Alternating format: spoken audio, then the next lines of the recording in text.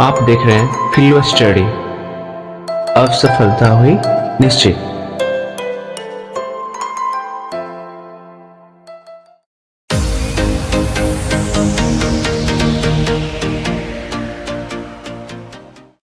नमस्कार साथियों, आप सबका स्वागत है फिलो स्टडी पर। आज हम लोग फरवरी जो मंथ का भी करंट अफेयर चला रहे हैं विजन आईएएस का, उसका ये पार्ट 2 वीडियो है जिसमें हम लोग पार्ट 1 देख चुके थे। तो आइए देखते हैं, ये पार्ट 1 हम लोग देखे थे, कहाँ से देखे थे उसको मैं पहले बता दूं आपको। अगर आप नहीं देखें तो पहले जाकर उसको देखें।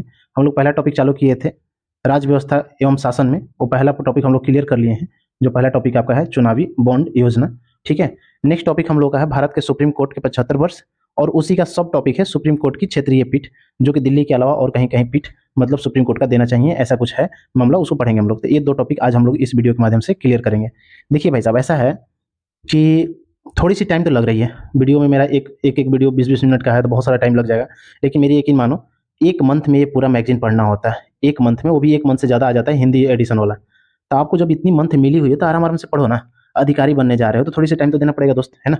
तो हम सब मिलकर एक बढ़िया से पढ़ेंगे ताकि हमारे एग्जाम में थोड़ी सी 2-3 मार्क्स हमारा ज़्यादा ही बढ़ जाए तो और बेटर है। खास करके आप विजन आईएएस पढ़ रहे हैं तो मुझे लगता है कि किसी भी पीसीएस के लिए आपको बहुत इंपॉर्टेंट होने वाला है, तो आप इसमें थोड़ी सी टाइम दें, ठीक है। तो आइए आज हम लोग ये दोनों पॉइंट को पढ़ते हैं। इससे पहला पॉइंट अगर नहीं देखे हैं आप, चुनावी बॉन्ड योजना, तो आप जाकर देख लें, थोड़ा सा ये मिस्टेक मिस ना करें, फिर बाद में पछताना पड़ेगा, ठीक है। क्योंकि चुनावी बॉन्ड योजना से आपको ये क्वेश्चन मिलने वाला बिल्कुल ही है पीसीएस एग्जाम या यूपीएससी में, एक या दो क्वेश्चन जरूर मिलेगा आपको। तो इसका पीडीएफ आपको मिल जाएगा टेलीग्राम पर, ठीक है। फिलो स्टडी जाकर सर्च कीजिएगा टेलीग्राम पे, तो चैनल आएगा, उसको ज्वाइन कर लीजिएगा और वहाँ से पीडीएफ डाउनलोड कर लीजिएगा। ये हम लोग टॉपिक पिछले मतलब वीडियो में पढ़ चुके हैं, जिसको मैंने इस टाइप से बनाया है, तो आपको बहुत हेल्पफुल लगेगा, बहुत मजा भी आएगा पढ़ने में। मैंने थोड़ा सा टाइम लेकर बनाया है ताकि ज़्यादा अच्छा रहे वीडियो, ठीक है।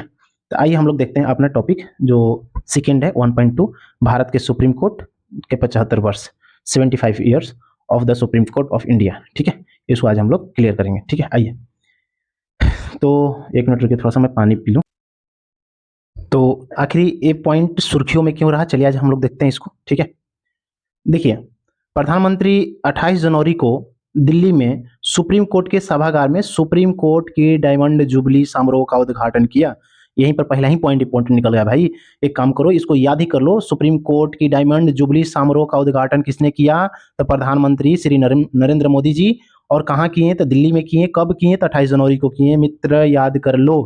चलो नेक्स्ट देखते हैं, इसका फैक्ट देखते हैं, इससे जो इंपॉर्टेंट रिलेटेड फैक्ट है उसको देखते हैं, इसमें क्या है। तो इस अवसर पर प्रधानमंत्री ने सुप्रीम कोर्ट के लिए प्रौद्योगिकी से संबंधित निम्नलिखित पहलों की शुरुआत किया। कुछ पहल की शुरुआत की है जिससे किससे संबंधित है? टेक्नोलॉजी से। तो आइए हम लोग देखते हैं, पहला जो आपका पहल है वो है डिजिटल सुप्रीम कोर्ट रिपोर्ट्स। यह पहल सुप्रीम कोर्ट के फैसलों को देश के आम नागरिकों तक निःशुल्क और इलेक्ट्रॉनिक्स प्रारूप में उपलब्ध कराएगा। बहुत इंपॉर्टेंट मित्र, बहुत इंपॉर्टेंट। तो पहला पहल कौन सा है? डिजिटल सुप्रीम कोर्ट यानी सुप्रीम कोर्ट रिपोर्ट्स, ठीक है। पहली पॉइंट आप याद रखिएगा। नेक्स्ट देखो, डिजिटल कोर्ट्स 2.0, यह एप्लीकेशन ई कोर्ट्स प्रोजेक्ट के तहत शुरू की गई है। नई पहल है ये। इसके तहत क्या करेंगे? तो जिला न्यायालय जो है, डिस्ट्रिक्ट कोर्ट के जजों को कोर्ट के रिकॉर्ड इलेक्ट्रॉनिक प्रारूप में उपलब्ध कराए जाएंगे। भाई जो जस्टिस हैं यानी जो जज हैं, मतलब डिस्ट्रिक्ट न्यायालय के जो जज हैं, उनका जो रिकॉर्ड है इलेक्ट्रॉनिक्स प्रारूप में उनको उपलब्ध कराए जाएंगे। ये इंपॉर्टेंट है। कौन सा पहल के द्वारा? तो डिजिटल कोर्ट्स 2.0। नेक्स्ट है ई कोर्ट्स प्रोजेक्ट 2013 में शुरू किया गया था। कौन सा? ई कोर्ट्स प्रोजेक्ट 2013 में शुरू किया गया था।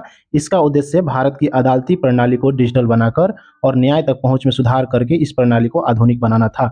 यही कुछ ऐसा रहा। इलेक्ट्रॉनिक्स, ई का मतलब इलेक्ट्रॉनिक्स हुआ, तो ई कोर्ट्स यानी इलेक्ट्रॉनिक कोर्ट्स प्रोजेक्ट 2013 शुरू किया गया।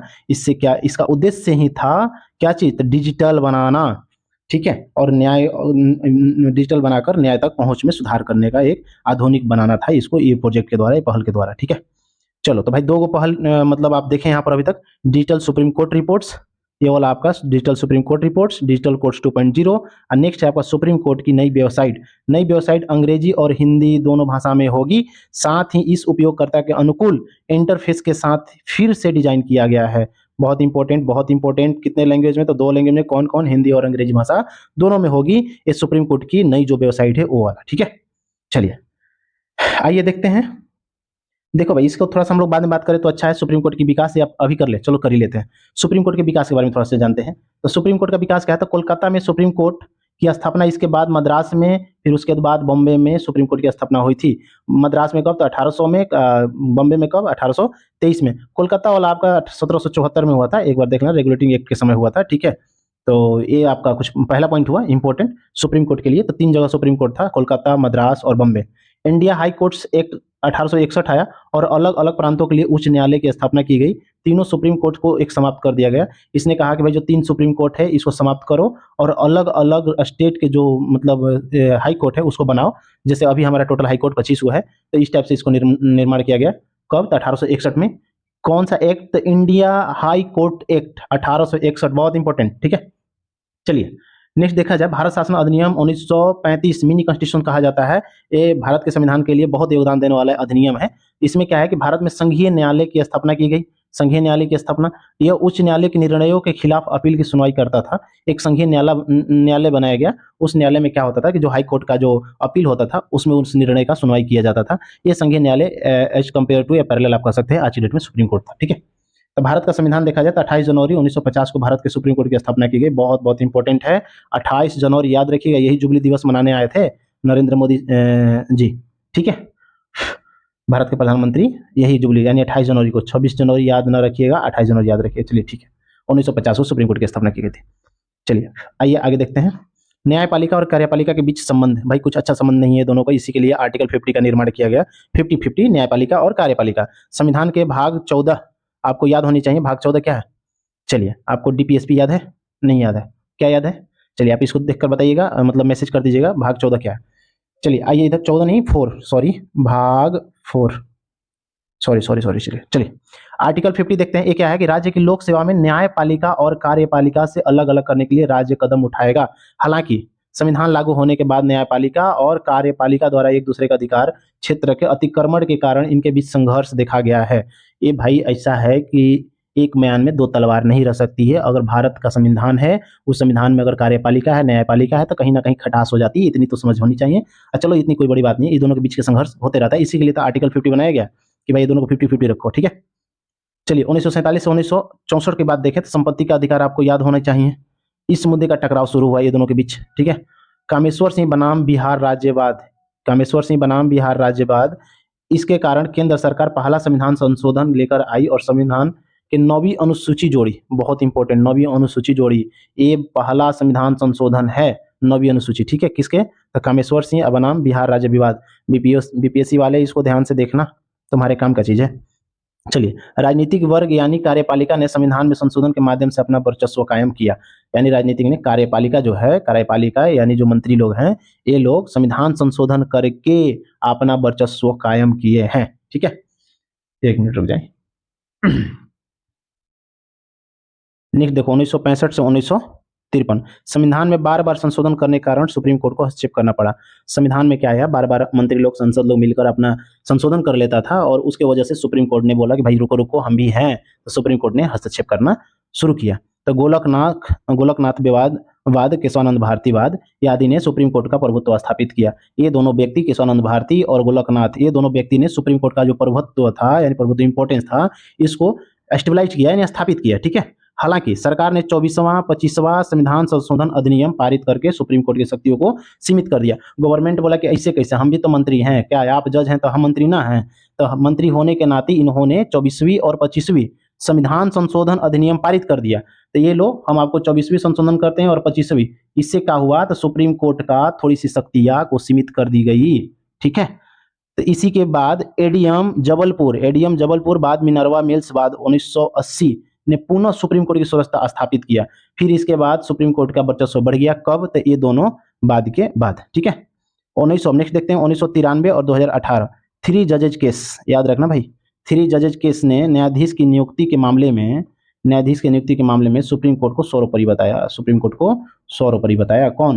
न्यायाधीशों की नियुक्ति। भाई इसने बोला कि न्यायाधीश की जो नियुक्ति है उसमें इंपॉर्टेंट, सबसे ज्यादा इंपॉर्टेंट होनी चाहिए, तो सुप्रीम कोर्ट का होना चाहिए, ठीक है। कौन? तो 3 जजेज केसेस। केंद्र सरकार द्वारा सुप्रीम कोर्ट और हाई कोर्ट्स में जजों की नियुक्ति के लिए NJAC national judicial appointment commission, राष्ट्रीय न्यायिक नियुक्ति आयोग कानून लाया गया। किसके द्वारा? ध्यान रखना, केंद्र सरकार के द्वारा, सुप्रीम कोर्ट का नहीं, ठीक है।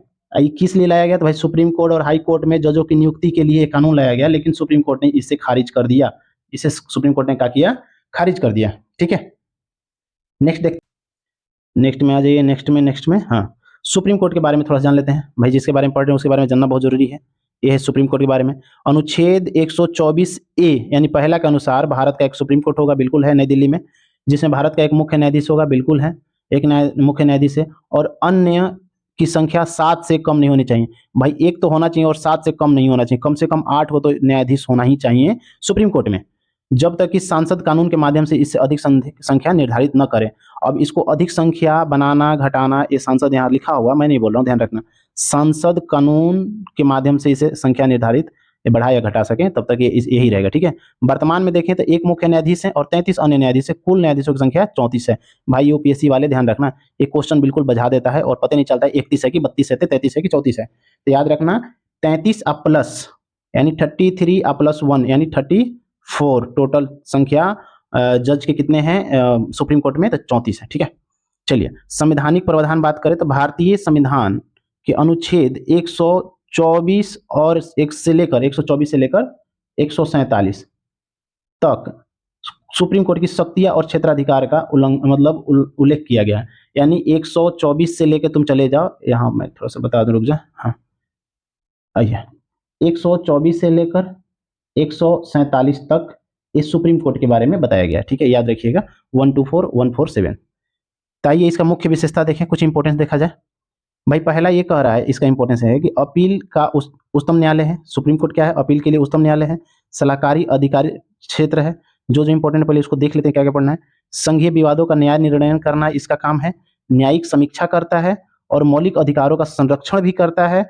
जनहित याचिका जारी करता है, सुनवाई करता है उस पर। ये सब चीजें इसका क्या है, मुख्य विशेषता है। तो चलिए पहला हम लोग देखते हैं कि अपील का माध्यम उच्चतम न्यायालय क्या है। तो सुप्रीम कोर्ट भारत का उच्चतम अपील न्यायालय है, ये बहुत इंपॉर्टेंट है। इसे भारत का शीर्ष न्यायालय भी कहा जाता है, न्याय का अंतिम उपाय भी कहा जाता है इसे। जब भारत के नागरिक संबंधित हाई कोर्ट के फैसले से संतुष्ट नहीं, भाई आप हाई कोर्ट जाएं और उससे संतुष्ट नहीं हो, तो बिल्कुल आप जाकर दरवाजा खटखटा सकते हैं सुप्रीम कोर्ट के शरण में, यानी सुप्रीम कोर्ट का शरण ले सकते हैं। ठीक है, ये अपील के लिए उच्चतम न्यायालय है। सबसे ज्यादा उच्च मतलब मैक्सिमम पॉइंट जो हो सकता है न्याय का, जस्टिस का, वो आपका उच्चतम न्यायालय है, यानी सुप्रीम कोर्ट। ठीक है, नेक्स्ट आइए सलाहकारी अधिकार क्षेत्र देखते हैं। तो संविधान के अनुच्छेद 143 में कहा गया है कि भारत का राष्ट्रपति कानून से संबंधित प्रश्न, लोक महत्व के मामले पर सुप्रीम कोर्ट से सलाह मांग सकता है। यानी राष्ट्रपति का अधिकार है कि वो लोक महत्व के लिए या उस मामले पर सुप्रीम कोर्ट से सलाह मांग सकता है। कौन सा आर्टिकल काम करेगा इस पे, सुप्रीम कोर्ट और राष्ट्रपति के बीच में एक आर्टिकल काम करेगा, उस आर्टिकल का नाम है आर्टिकल 143 143। ठीक है, सुप्रीम कोर्ट और राष्ट्रपति के बीच में। चलिए आगे बढ़ते हैं। संघीय विवादों न्याय निर्णय यानी अनुच्छेद 131 के तहत सुप्रीम कोर्ट संघ और राज्य के मध्य तथा अलग अलग राज्यों के बीच विवादों का समाधान करता है। बहुत इंपॉर्टेंट, यानी सेंटर यानी संघ और राज्य के बीच जो विवाद हैं उसका समाधान 1931 के तहत सुप्रीम कोर्ट करेगा, जिसको संघीय विवाद का न्याय निर्णय करना कहा गया है।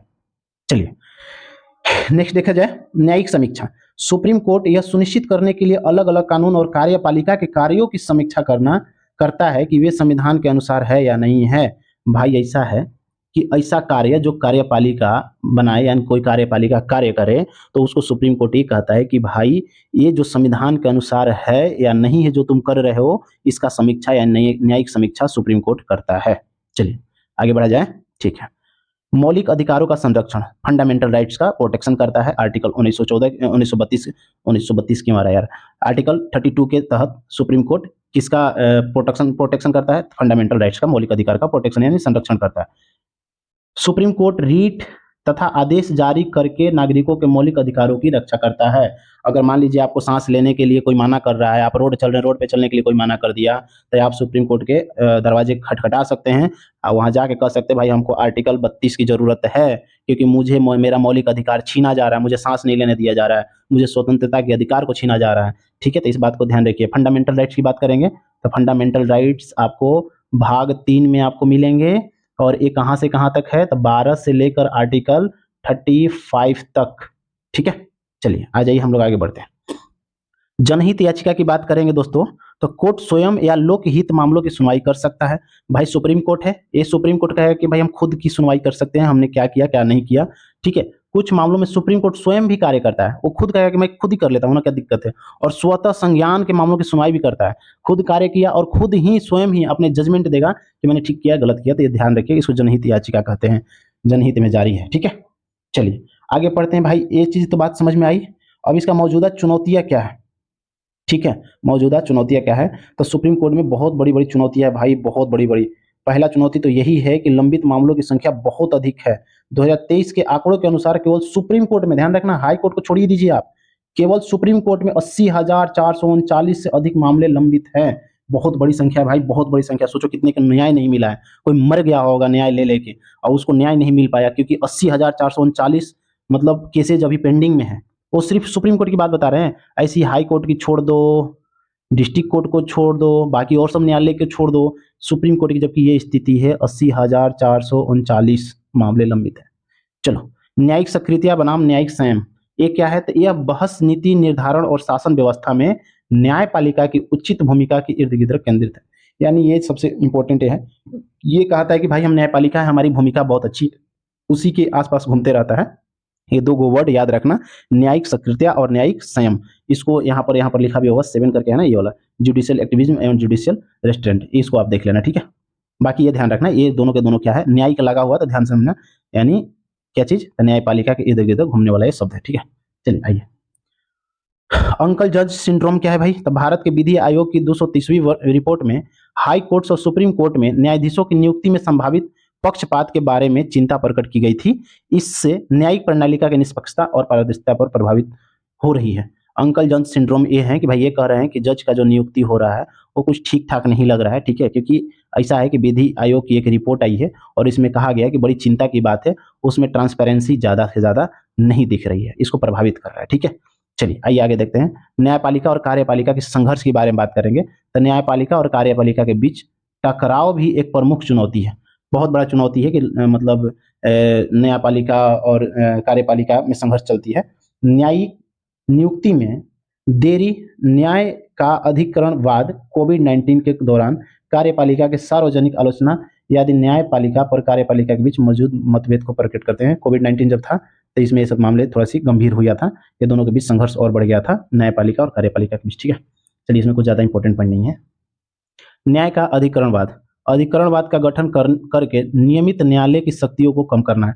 जो नियमित न्यायालय है उसकी शक्तियों को एक कम करता है न्यायिक अधिकरणवाद। अधिकरण का मतलब ही होता है रुकावट। ठीक है, तो न्याय का रुकावट करने वाला न्यायिक अधिकरणवाद है। ठीक है, जनता की धारणा और विश्वास की बात करें तो पारदर्शिता, जवाबदेही, न्यायिक स्वतंत्रता जैसे मुद्दों को लेकर न्यायपालिका के प्रति जनता की अवधारणा बहुत सकारात्मक नहीं है। बात सही है भाई, वकील के पास जाओ तो मूड खराब कर देते हैं सब, ऐसी ऐसी बातें बोलेंगे, समझ में नहीं आता कौन कौन से रूल नियम समझा रहे हैं। ठीक है, तो याद रखना सकारात्मक नहीं है जनता इसके प्रति, क्योंकि इसकी जो ट्रांसपेरेंसी है बहुत गंभीर है, ट्रांसपेरेंसी इतना अच्छा नहीं है सुप्रीम कोर्ट या कोई भी मतलब इस जुडिशियल वर्क में। ठीक है, जवाबदेही, न्यायिक स्वतंत्रता इस टाइप के नहीं है। इस मुद्दे में जनता जो है, जनता की धारणा जो है ये बहुत ही सकारात्मक नहीं है।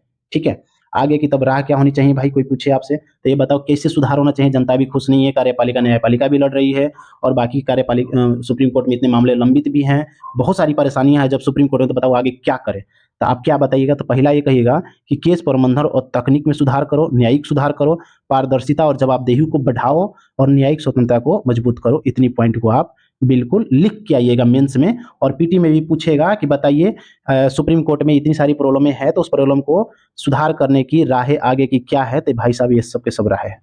ठीक है, क्या मैं इसको पढ़ दूं या पढ़ लीजिएगा, तो मुझे लगता है आपको पढ़ लेनी चाहिए। ठीक है, चलो तो बाकी इतना ही सब चीजें हैं। नेक्स्ट पॉइंट में अगर देख लिया जाए तो आइए नेक्स्ट पॉइंट पढ़ भी लेते हैं, 1 मिनट रुकिए।